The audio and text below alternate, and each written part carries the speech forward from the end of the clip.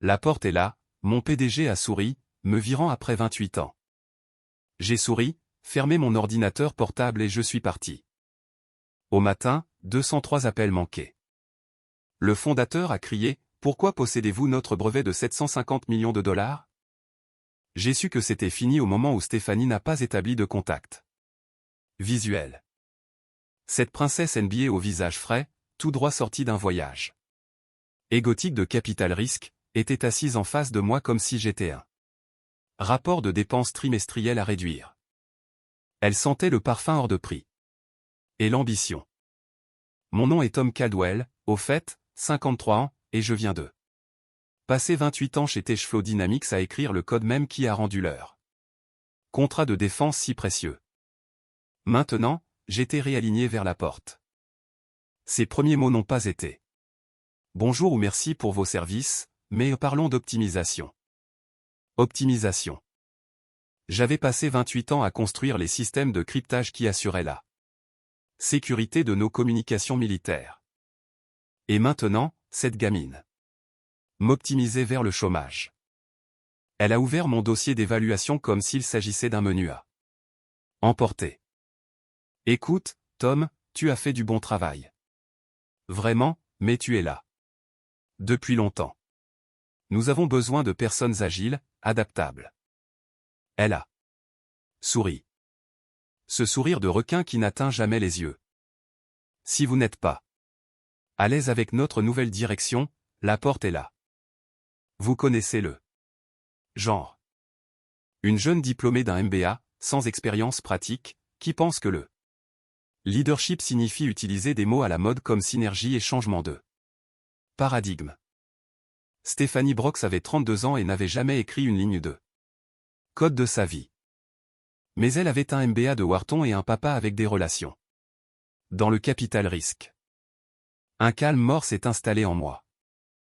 J'ai regardé la photo d'équipe sur mon bureau. La moitié de ces ingénieurs, je les avais embauchés directement après l'université. Je me souvenais d'être resté tard avec eux pendant les pannes de système et les déploiements bâclés, fonctionnant au café des distributeurs automatiques et au sandwich de station-service.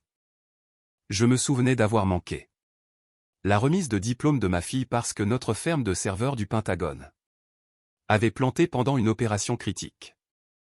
Je me souvenais m'être battu pour leur salaire lorsque la direction voulait réduire les coûts. Maintenant, cet enfant me tendait un trophée de participation et un vrai dossier de licenciement. Alors, j'ai fermé mon ordinateur portable. Pas de drame, pas de discours. Je me suis levé, et glissé le dossier sous mon bras et je suis sorti.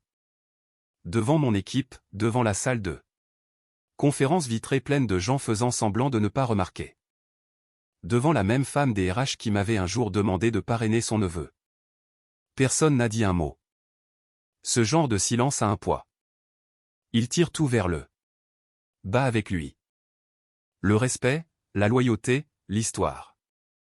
Mais voici ce que les gens ne comprennent pas à propos des gars comme moi. Parfois, le silence est une stratégie. Je ne suis pas rentré tout de suite. Je suis allé au Murphy's dîner. En bas de la rue. J'ai pris un café noir et un moment pour réfléchir. Vous connaissez les banquettes rouges en vinyle de Murphy. Des serveuses qui sont là depuis l'administration Clinton. Un café assez fort pour réveiller les morts. Je me suis assis là et j'ai juste respiré. Pas de rage. Pas de plan dramatique. Juste de la réflexion. Cashflow avait été toute ma vie d'adulte. J'ai rejoint quand nous opérions encore depuis un entrepôt converti à Arlington, à l'époque où les entrepreneurs de la défense étaient des petites entreprises gérées par d'anciens militaires qui comprenaient la mission. Je nous avais vu passer d'une équipe de 20 personnes à un favori du Pentagone. De 750 millions de dollars. Et tout cela, l'infrastructure, l'architecture, les protocoles de cryptage de base, portaient mes empreintes digitales dans les fondations. Je n'ai pas tout documenté comme un jeune diplômé l'aurait fait.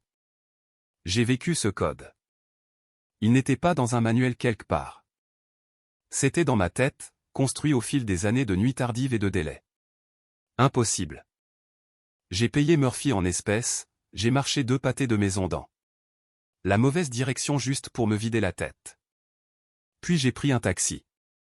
Pas un Uber, un vrai taxi jaune, comme ceux que je prenais à l'époque où Techflow ne pouvait pas se permettre un vrai parking et où je devais trouver une place dans la rue à 6 pâtés de maison. La maison sentait le vieux cuir et la nourriture pour chien de Rex. Mon labrador a levé la tête de son panier, la queue remuant, mais avec prudence. Les chiens savent quand quelque chose de fondamental a changé dans leur monde. J'ai posé le dossier de licenciement sur ma table de cuisine, je me suis versé 3 doigts de bourbon, le bon, pas le quotidien, et j'ai ouvert un tiroir que je n'avais pas touché depuis des années. Enfoui sous des déclarations de revenus et des garanties expirées se trouvait une mince enveloppe Kraft. Pas d'étiquette, juste le poids de la prévoyance et des vieilles habitudes. À l'intérieur se trouvait la demande de brevet provisoire original. Mon nom en haut, pas celui de Techflow, le mien. Déposé en août 2008, pendant l'une des nombreuses réorganisations chaotiques de l'entreprise, lorsque le service juridique était plus concentré sur la solvabilité que sur la tenue du registre de la propriété intellectuelle. Quelqu'un de bien plus intelligent que moi, Tony Walsh, mon vieil ami de la marine devenu avocat en propriété intellectuelle, m'avait conseillé de conserver les droits provisoires jusqu'à ce que les choses se tassent. Tom, avait-il dit. Autour de bière dans un bar d'Arlington, dépose-le sous ton nom. Tu pourras toujours le céder plus tard, une fois que l'entreprise sera stable et qu'ils se souviendront de te couper une part. Ils ne sont jamais devenus stables. Ils sont juste devenus cupides et ils ne se sont certainement jamais souvenus. Techflow avait concédé sous licence mon cadre de cryptage de base pendant tout ce temps. Les avocats avaient rédigé des accords temporaires avec des clauses d'expiration et une condition très spécifique enfouie dans le texte. Juridique comme une mine terrestre avec une mèche de 16 ans. En cas de résiliation involontaire sans motif, la réversion des droits sera déclenchée automatiquement dans les 24 heures suivant la notification officielle, signée, tamponnée, déposée auprès de l'USPTO. Et personne chez Techflow n'a jamais donné suite parce que personne ne pensait que je partirais un jour. J'étais le gars des fondations, le vieux chien fiable, celui qui maintenait les lumières allumées pendant que les dirigeants jouaient aux chaises musicales.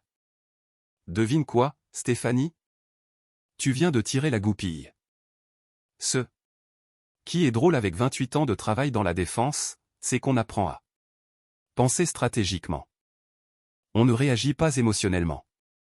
On évalue la situation, on identifie ses atouts et on exécute avec précision. En ce moment, assis dans ma cuisine avec Rex à mes pieds et du bourbon me réchauffant la gorge. Je faisais exactement cela.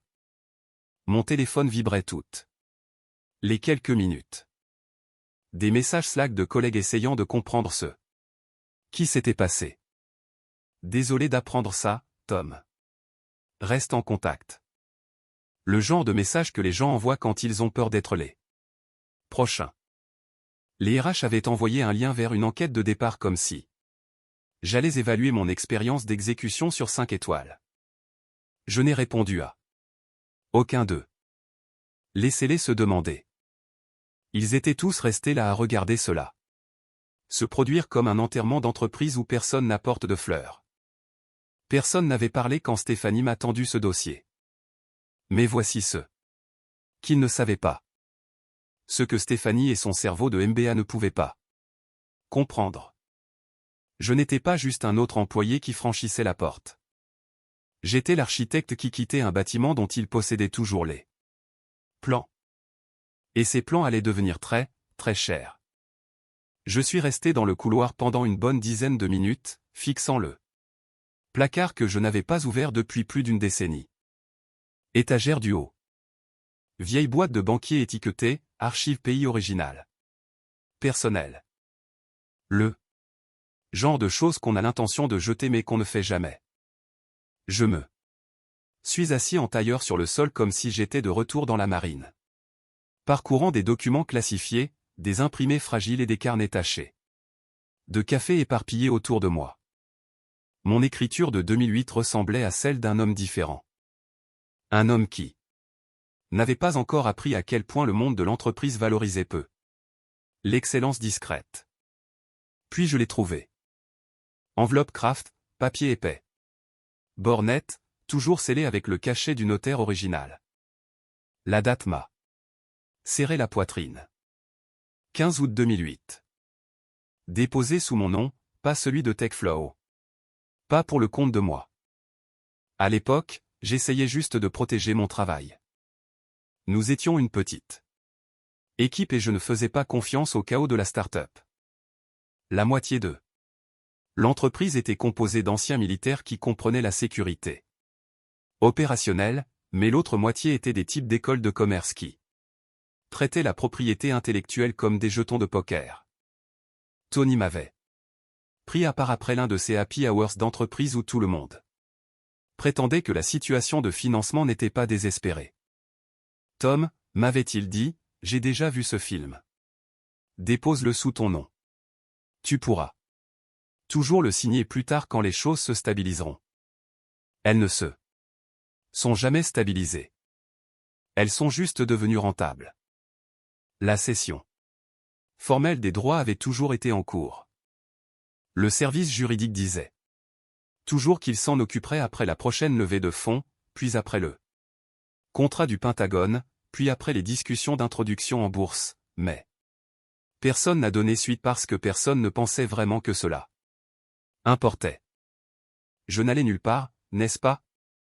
J'étais le fondement, le gars fiable qui maintenait les serveurs en marche pendant que les dirigeants percevaient des bonus, jusqu'à ce que l'une d'entre elles, Stéphanie, avec ses parfaites références MBA et sa compréhension zéro de ce qui rendait réellement l'entreprise précieuse, décide de moderniser. Je me suis levé, document en main, et j'ai marché vers mon bureau comme s'il s'agissait d'un centre de commande. J'ai ouvert le coffre-fort que je n'avais pas touché depuis des années. J'ai dû essayer 3 combinaisons avant de m'en souvenir. L'anniversaire de ma fille. Ma date d'enrôlement, le jour où j'ai commencé le flux technologique. J'ai glissé l'enveloppe à l'intérieur. Ce n'était pas une vengeance. Pas encore. C'était de la reconnaissance. J'ai fixé le curseur clignotant sur mon ordinateur portable pendant un moment, puis j'ai ouvert un email crypté à Tony. Objet, j'ai besoin que tu vérifies une clause. J'ai joint un scan du dépôt provisoire. Le texte en petits caractères était presque élégant dans sa précision. Si l'inventeur est licencié involontairement et sans motif, la réversion de la pleine propriété aura lieu dans les 24 heures suivant la notification officielle. J'ai tapé, toujours valide, puis j'ai appuyé sur envoyer. Puis je suis resté là, dans la lumière bleue de mon écran, le bourbon se réchauffant dans ma main, Rex recroquevillé contre ma jambe comme un co-conspirateur silencieux. Le téléphone a vibré à nouveau. Message vocal de Stéphanie. Je n'ai pas écouté. Probablement un discours d'entreprise aseptisé. Sur les protocoles de transfert de connaissances ou la planification de transition. Trop tard pour ça. Je suis allé à la fenêtre et j'ai regardé les lumières de la ville clignoter en dessous de moi. 28 ans. 28 ans à faire paraître les autres plus intelligents qu'ils ne l'étaient. À traduire le génie technique en diapositive PowerPoint pour des dirigeants qui portaient des costumes comme des armures et utilisaient des mots comme synergie et solutions évolutives. Eh bien, voici votre solution évolutive, princesse. Ce n'était pas le moment où je rageais ou où je commençais à postuler chez des concurrents. C'était le moment où je me souvenais qui j'étais. Pas Tom de l'ingénierie. Pas des frais généraux obsolètes. Pas le gars qu'il pensait voir prendre tranquillement sa retraite. C'était le moment où la pensée stratégique entrait en jeu. Et il n'avait aucune idée de ce qui allait arriver. Tony m'a rappelé. Avant le lever du soleil, heure du Colorado. J'ai décroché à la première sonnerie. La clause est-elle toujours valable, ai-je demandé. Il n'a pas répondu tout de suite. J'ai entendu des papiers froissés, le léger clic de ses lunettes de lecture.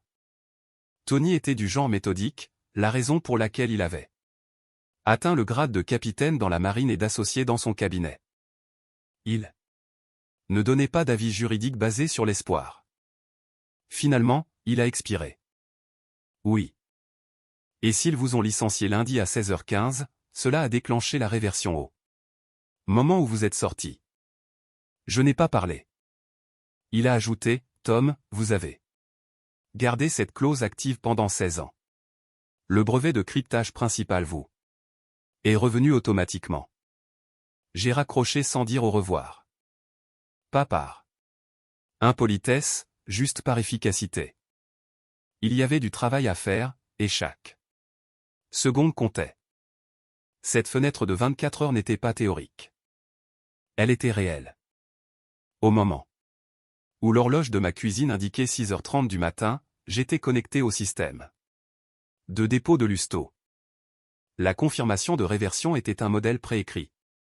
Quelque chose que Tony et moi avions rédigé en 2008, juste au cas où.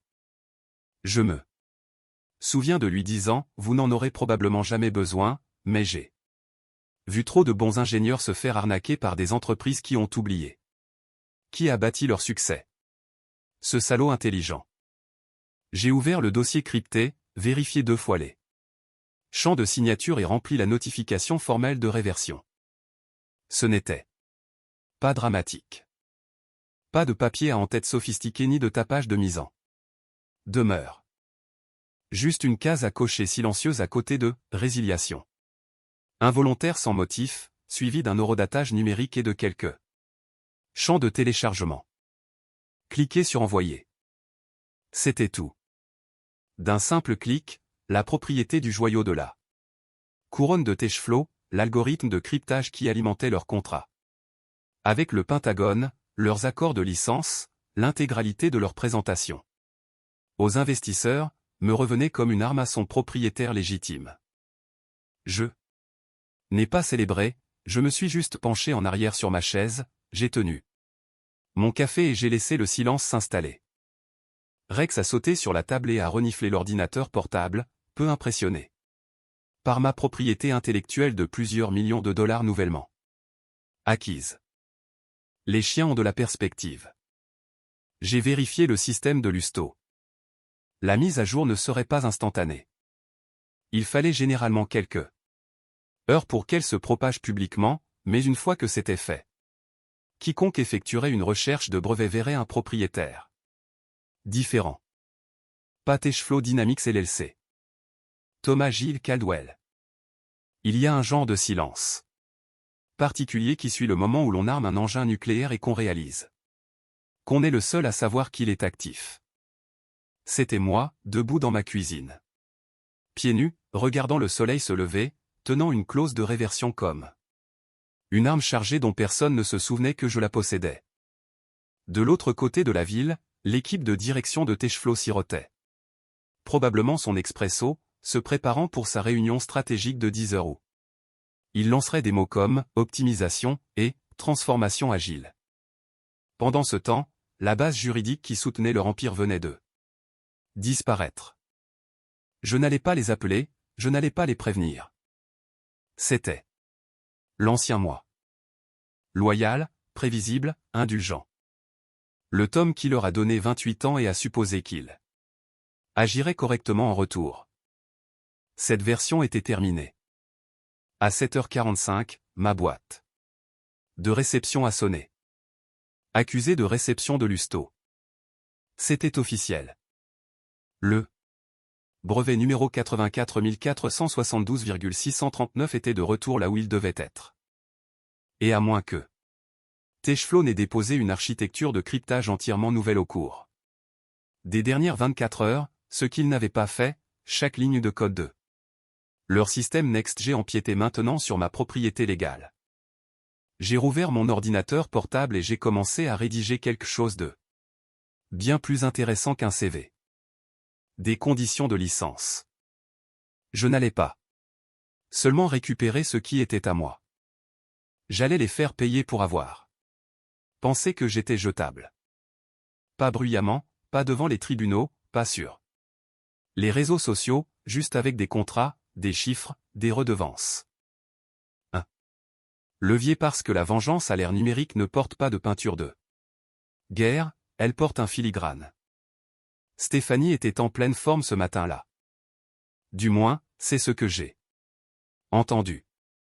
La nouvelle circule vite quand vous avez passé 28 ans ancré dans un endroit, surtout quand la moitié du personnel vous considère toujours comme le gars qui maintenait leur système en marche pendant que les dirigeants percevaient des primes. Apparemment, elle a lancé la réunion de stratégie. Produit comme si elle animait un jeu télévisé. Bras ouverts, dents brillantes, dégoulinant de confiance comme un vendeur de voitures d'occasion avec un quota à atteindre. Elle parlait de pivots agilés. De domination au 4e trimestre, disant que la mise à jour NextG révolutionnerait les communications sécurisées. Chaque fonctionnalité, chaque amélioration fonctionnait sur le même cœur de chiffrement que j'avais écrit. Pendant la crise financière, avant même que Techflow n'ait des fermes de serveurs appropriés. Et personne dans cette salle n'avait pensé à vérifier les dépôts de l'USPTO ce matin-là. Je pouvais les imaginer regroupés autour du tableau blanc numérique, faisant glisser des blocs étiquetés au moteur central et au module de sécurité. Comme des enfants jouant avec de la dynamite. Stéphanie m'a probablement mentionné une fois, citant et qu'elle l'ait fait. Peut-être comme architecture héritée, ou pire, l'ancien système. À 11h30, mon téléphone a vibré. Identification de l'appelant, Paul Richardson. Pôle du développement, qui me rapportait des beignets pendant les sessions de débogage tardive et m'a appelé une fois à 3h du matin parce que son implémentation de chiffrement avait cassé l'environnement de test 2 heures. Avant une démo du Pentagone. J'ai failli ne pas répondre, mais la curiosité l'a emporté. Salut, Tom. Sa voix était prudente, comme s'il approchait un animal blessé. Juste un petit avertissement. Nous déplaçons votre ancien code dans la nouvelle version 7. Semaine. La démo du Pentagone a été avancée à mercredi. C'est un peu bizarre. Sans vous ici. J'ai laissé cela planer dans l'air comme une mauvaise odeur.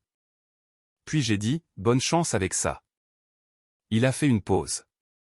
Attends. Qu'est-ce que tu veux dire? Clic. Qu'il se débrouille. C'était la partie que les gens ne comprenaient jamais à propos des gars comme moi. Je ne criais pas. Je ne menaçais pas de poursuite judiciaire. Je n'écrivais pas de critiques en colère ou n'appelais pas leur investisseur. Je laissais la corde se serrer d'elle-même. Et elle se serrait. Vite. À midi, la boîte de réception juridique de Techflow avait reçu la notification de réversion de l'USTO. Mais voici le problème. Personne ne l'a lu. Parce que dans des entreprises comme Techflow, l'équipe juridique ne vérifie que ce que les dirigeants leur disent de vérifier. Et les dirigeants étaient trop occupés à se féliciter mutuellement. Pour réaliser que le sol allait bientôt s'effondrer. Stéphanie traversait les couloirs comme si elle avait conquis Rome, ne réalisant pas que Rome avait déjà déposé un mémo d'application de l'API de 30 pages et sirotait du bourbon près d'eux. La cheminée. D'après ce que j'ai entendu plus tard, elle a même fait une blague dans la salle de pause sur la propreté de la transition. Quelque chose comme « il ne s'est même pas battu ». Je suppose qu'il savait que c'était le moment. Oui. Stéphanie, je savais exactement l'heure qu'il était. Ils étaient à quelques heures de lancer une démo en direct qui dépendait à 100% d'un code qu'ils ne possédaient plus légalement. Chaque commit, chaque push, chaque test d'intégration planifié était désormais une ligne de compte sur mon grand livre de licence, et je ne facturais pas des tarifs d'amitié. Cet après-midi-là, j'ai commencé à recevoir des messages LinkedIn, de petites notifications d'ingénieurs et d'analystes faisant semblant de prendre des nouvelles, mais tous tournant autour de la même question. Que s'est-il passé? L'un d'eux a même dit, Stéphanie dit que vous avez démissionné. Bien sûr, elle l'était. Stéphanie est le genre à manipuler un incendie. Je n'ai répondu à aucun d'eux. Pas encore. Laissez-les ressentir cette démangeaison à l'arrière de leur cerveau, cette sensation rampante que quelque chose n'allait pas. Ce n'était pas de l'imagination. C'était l'algorithme qui criait à travers chaque ligne de code. Je ne t'appartiens pas. Plus tard ce soir-là, je me suis de nouveau connecté au système d'accès public de l'Usto. C'était là. Brevet numéro 8472 Statut mis à jour. Propriétaire Thomas Gilles Caldwell. Date de réversion horodatée. À la minute de ma résiliation. Pas de drapeau rouge, pas d'avertissement. Juste un simple changement de nom que personne chez Techflow n'avait encore pris la peine de remarquer. Mais le temps pressait et la lente combustion avait commencé. Cela a commencé avec un gamin, l'un de ces stagiaires d'été trop ambitieux que Techflow recrute dans des universités chères et qu'il jette dans le service juridique comme de la nourriture pour poissons. Son nom était probablement Austin ou Preston, peu importe. Il était chargé de surveiller l'activité de l'Usto pour les dépôts des concurrents. Procédure standard, juste cliquer, chercher tout ce qui est suspect, signaler si nécessaire. Une case à cocher jusqu'à ce qu'il tape les numéros de brevet de Techflow et voit mon nom lui faire face. Je ne peux qu'imaginer le moment. La bouche s'est probablement asséchée. Le surligneur s'est figé en plein trait. Peut-être qu'il a cru avoir cliqué sur le mauvais lien. Peut-être qu'il a rafraîchi la page 5 fois, espérant qu'un glitch de navigateur annulerait magiquement un anévrisme d'entreprise. Mais la vérité était là, clignotant sur son écran. Inventeur et propriétaire. Thomas Gilles Caldwell. Date d'effet 24 heures après la résiliation involontaire. Il l'a signalé. Il l'a envoyé par email à son superviseur avec un objet du genre. Problème possible. Un langage d'entreprise pour « je ne veux pas mourir pour ». Ça. Le service juridique l'a lu, a fait une pause, l'a probablement relu 10 fois, puis a fouillé dans son dossier d'accords poussiéreux et a trouvé la clause, celle qu'ils avaient déposée et rapidement oubliée, celle que j'avais glissée comme un fil de déclenchement silencieux il y a 16 ans.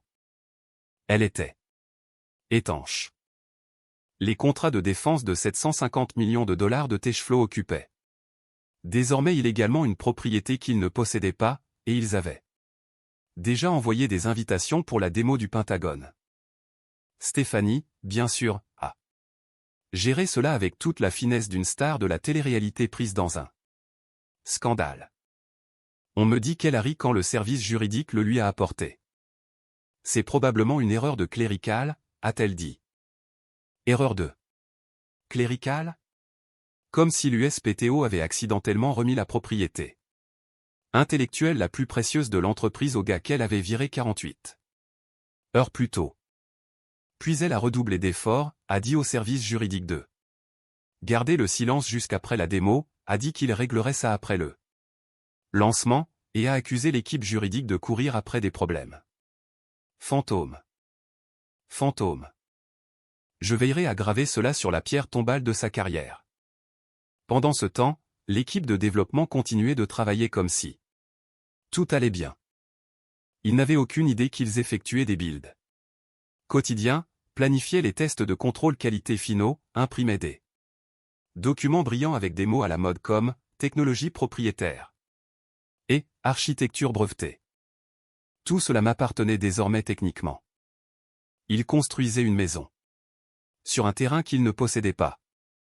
Chaque heure qui passait resserrait le ne parce qu'une fois que vous présentez quelque chose publiquement, une fois que vous le revendiquez comme le vôtre en vertu de la loi sur la propriété intellectuelle, c'est une contrefaçon. Et la contrefaçon en connaissance de cause, c'est volontaire, ce qui signifie des dommages-intérêts triples. Mais Stéphanie s'en fichait. Elle était trop occupée à mettre à jour son LinkedIn avec des phrases comme « piloter l'innovation technologique » et « transformer les systèmes hérités ». Le service juridique a commencé tranquillement à rédiger un mémo sur les risques du pire des cas. Je le sais. Parce que l'un des jeunes avocats l'a transmis à un ami qui me l'a transmis. La ligne d'objet disait « réversion de brevet urgent ». Le mémo faisait 4 pages, mais la dernière ligne disait tout. Recommandation, reporter la démo jusqu'à ce que la propriété intellectuelle soit clarifiée. Il était marqué « confidentiel, direction générale uniquement ». Traduction, ne laissez pas le conseil d'administration voir cela encore. Parce que c'est ce que Stéphanie craignait le plus. Pas la loi, pas les conséquences. Le conseil d'administration. Elle ne leur avait pas dit que j'étais parti, pas officiellement. Elle avait enterré mon départ sous une ligne dans la mise à jour de l'organigramme. L'avait formulé comme une optimisation des effectifs. Elle leur avait dit que le système NextG était prêt, que tout était dans les délais, que TechFlow se dirigeait vers un renouvellement majeur de contrat avec le Pentagone, donc le conseil d'administration ne savait toujours rien. Et la démo était demain. Tic, tac, tic. L'appel est arrivé à 6h35 du matin. Juste au moment où je laissais Rex sortir pour sa routine matinale. Je connaissais ce numéro par cœur, même si je ne l'avais pas vu clignoter sur mon écran depuis près de 8 ans. Le général William Stone, retraité, le fondateur. Le fantôme dans la machine de Techflow. Il s'était retiré il y a 10 ans, se réfugiant dans un ranch du Montana avec un mauvais service de téléphonie mobile et un meilleur whisky. Mais Bill n'était pas comme les capital risqueurs ou les costards du conseil d'administration qui sont venus après. Il ne se souciait pas des mots à la mode ou des projections trimestrielles. Il comprenait le cœur de la chose, connaissait la différence entre le clinquant et la substance, ce qui rendait d'autant plus insultant le fait qu'il ait laissé des gens comme Stéphanie s'insinuer dans l'âme de ce que nous avions construit. J'ai laissé sonner 2 fois avant de décrocher. Tom, sa voix portait toujours cette autorité de commandement, du bourbon vieilli et de la déception. Enveloppé dans des parasites. Bill, dis-je en versant du café. Ça fait longtemps. Je viens de recevoir une alerte de l'Usto, brevet 8 472 639. Il vous mentionne comme propriétaire. Je n'ai rien dit. J'ai juste attendu. Est-ce une erreur? Non. Un autre temps. Ce n'est pas possible. Vous avez cédé cela à Techflow. Non, Bill, dis-je. Calmement. Je ne l'ai pas fait. Nous n'avons jamais déposé le transfert final. Tu te souviens? On m'avait dit que cela serait officialisé après le financement de la série B. Le service juridique a été remanié, puis remanié à nouveau. Cela n'a jamais été fait. Il est resté silencieux. Je l'entendais respirer plus lentement maintenant. Traitant. Tom, c'est notre système de cryptage principal. Je sais. Finalement, il a posé la question. Pourquoi maintenant? J'ai laissé la question planer entre nous comme de la poussière dans une salle de serveur. Puis j'ai dit. Parce que vos gens m'ont licencié sans motif, parce que la clause que nous avons écrite il y a 16 ans vient de s'activer. Il a gémi bas comme un animal touché. En plein cœur. Ça n'était jamais censé être permanent. Je faisais confiance aux gens pour honorer l'accord. Silence. Ils ne l'ont pas fait, ai-je dit. Clic. Il a raccroché. Je n'attendais pas d'excuses. Je n'en voulais pas. Je voulais juste qu'ils comprennent. 25 minutes plus tard, il était vu faisant irruption au siège de Techflow. J'ai eu le compte rendu détaillé de 3 personnes différentes dans l'heure. L'une a dit qu'il était entré par les portes principales comme un ouragan en bottes de cow-boy. Pas de rendez-vous, pas d'entourage, juste le fondateur, le visage rouge, les Cheveux en bataille, agitant une copie imprimée du brevet comme si c'était un certificat de décès. Il n'est pas allé d'abord au bureau de Stéphanie. Il est allé au service juridique. Intelligent. Bill n'était pas du genre à crier, mais sa présence était suffisamment bruyante. L'interne qui a le premier repéré la réversion a dit que Bill s'était tenu devant le bureau du conseiller juridique général et avait posé une seule question. Avons-nous déjà officialisé le transfert de pays pour le cœur de chiffrement de Caldwell? Et quand la réponse est revenue, bégayante, incomplète, parsemée d'excuses à moitié faites, il a fermé les yeux et a marmonné quelque chose d'imprimable. Puis il est allé au bureau de Stéphanie. Et ça, on m'a dit, ce n'était pas silencieux. Le jour de la démo est tombé comme un météore. Le centre de conférence de Techflow, en centre-ville, avait été poli à la perfection. Acier brossé, projecteur stérile, un mur LED de 40 pieds. Affichant « Next Gen is now ». Des rangées de sièges en cuir remplis d'agents de liaison du Pentagone, d'entrepreneurs existants, de responsables du département de la Défense, toutes les personnes dont la signature ou l'approbation budgétaire importait. Stéphanie se tenait en coulisses dans un blazer bleu marine de taille trop confiant. Elle souriait, plaisantait avec le CTO, faisant ce que les cadres font. Où il croit que le charisme peut dépasser la compétence. Et pendant une minute, il a semblé que cela pourrait fonctionner. La vidéo d'introduction a été diffusée. Des images de stock brillantes de satellites, de fermes de serveurs, d'ingénieurs divers souriant devant des moniteurs. Le public a applaudi poliment. Stéphanie a ajusté son micro, a marché au centre de la scène. Mesdames et messieurs, a-t-elle commencé, la voix douce d'autosatisfaction. Ce que vous êtes sur le point de voir est l'avenir des communications sécurisées, une plateforme qui révolutionnera la façon dont notre armée aborde la transmission de données cryptées. Elle a fait un geste vers l'écran derrière elle, où l'interface utilisateur du système se chargeait. Élégant, familier, le mien. Dans les 15 prochaines minutes, a-t-elle dit, nous vous présenterons notre itération la plus avancée à ce jour, alimentée par notre moteur de chiffrement propriétaire développé ici. Même chez Techflow. C'est à ce moment-là que le service juridique a bougé. Pas vite, pas paniqué, juste délibérément. Une grande femme en blazer 3 teintes trop foncé pour être accidentelle est montée sur scène depuis les coulisses et s'est penchée près de l'oreille de Stéphanie. Je n'étais pas là, mais je sais ce qui a été dit. Nous ne pouvons pas présenter ce système.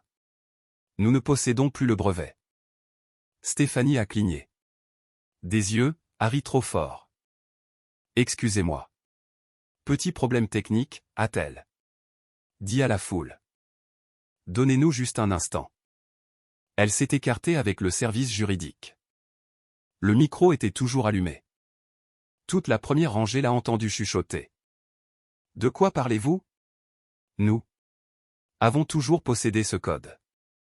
Non, Stéphanie, a répondu le service juridique. Vous ne l'avez jamais fait. Thomas Caldwell possède la propriété intellectuelle. La réversion est finale. Elle est enregistrée. Elle est en direct. Si nous présentons cela, nous sommes en territoire de contrefaçon volontaire. Le sang a quitté le visage de Stéphanie comme s'il avait été rappelé à la maison. Des chuchotements ont commencé à l'arrière. Les téléphones se sont allumés. Puis c'est arrivé. Quelqu'un avait divulgué les documents de Lusto aux fonctionnaires du Pentagone. Des copies complètes de la liste des brevets, ainsi que la clause de réversion en langage clair, circulait dans la salle. Une responsable du Pentagone s'est levée, tenant les papiers. Thomas J. Caldwell, a-t-elle dit. Je crois que c'est l'enregistrement du brevet. Référencé dans vos supports marketing. Stéphanie a plissé les yeux. Je ne sais pas d'où cela vient. Domaine public, a dit la responsable. Nous L'avons tous maintenant. Personne ne regardait plus la scène. Il lisait. Partageait, reliait les points. Ce code, ce système. Ce n'était pas celui de Techflow. C'était le sien. Tom n'était pas dans la pièce, mais son nom était partout sur les documents, dans le code, gravé dans l'ADN même de l'entreprise que Stéphanie prétendait diriger. Au moment où Stéphanie a essayé de le sauver, marmonnant des choses sur la feuille de route. La transparence et les opportunités de partenariat, la moitié de l'auditoire étaient déjà partis. Silencieusement, délibérément, la démo était morte, et tout le monde a remarqué l'absence d'applaudissements. Je me suis réveillé le lendemain matin dans le genre de silence qui ne survient qu'après qu'une chose a explosé. Rex dormait. Toujours, mais mon téléphone vibrait comme un mélangeur de peinture. 203 appels. Manqués. La barre de notification était un massacre. Messages vocaux, SMS. Messages LinkedIn de personnes à qui je n'avais pas parlé depuis des années. 2 emails urgents signalés de Techflow légal. Un message de Paul qui disait juste, putain de merde, et un de Bill. J'ai fait défiler un instant, né. Rien ouvert, puis j'ai appuyé sur « Rappeler » pour le dernier appel manqué de Bill. Il a décroché à la première sonnerie. Pas de salutation, juste une panique. Brute. Tom, qu'est-ce que tu veux? Pas, pouvons-nous arranger ça? Pas. Comment pouvons-nous revenir en arrière? Pas même, je suis désolé. Il savait déjà que tout cela n'avait plus d'importance. Je ne lui ai pas répondu. Au téléphone. Je n'avais pas besoin de le faire. 30 minutes plus tard, j'ai envoyé un email. Objet, conditions. À l'intérieur se trouvait une liste à puce. Calme, chirurgical, sans jargon juridique. Accord de licence complet. Pour que Techflow continue d'utiliser le brevet numéro 8 472 639. 15 millions de dollars de paiement initial plus 12% de redevance continue. Un siège au conseil d'administration avec droit de vote. Reconnaissance publique. De la paternité originale. Démission immédiate de Stéphanie Brox. J'ai terminé par une seule phrase. Ce n'est pas une vengeance. C'est un réalignement. Puis j'ai appuyé sur envoyer. Pas de signature, pas de chaleur. Juste des affaires. Bill n'a pas répondu immédiatement. Je ne m'y attendais pas. Il était probablement encore en mode crise, essayant d'expliquer aux investisseurs pourquoi le gars qu'ils avaient effacé de l'entreprise détenait maintenant toutes les cartes. 4 heures plus tard, mes conditions étaient acceptées. Toutes. Je n'ai pas célébré. Je me suis simplement penché en arrière. Dans ma chaise, Rex à mes pieds, et j'ai regardé la ville à travers ma fenêtre. Quelque part en ville, Stéphanie était probablement en train de vider son bureau, apprenant à la dure qu'on ne vire pas l'architecte à moins de posséder les plans. Et les plans, il s'est avéré, portaient mon nom depuis le début. Ce soir-là, je me suis versé un double et me suis assis sur ma terrasse arrière. Le téléphone avait enfin cessé de vibrer.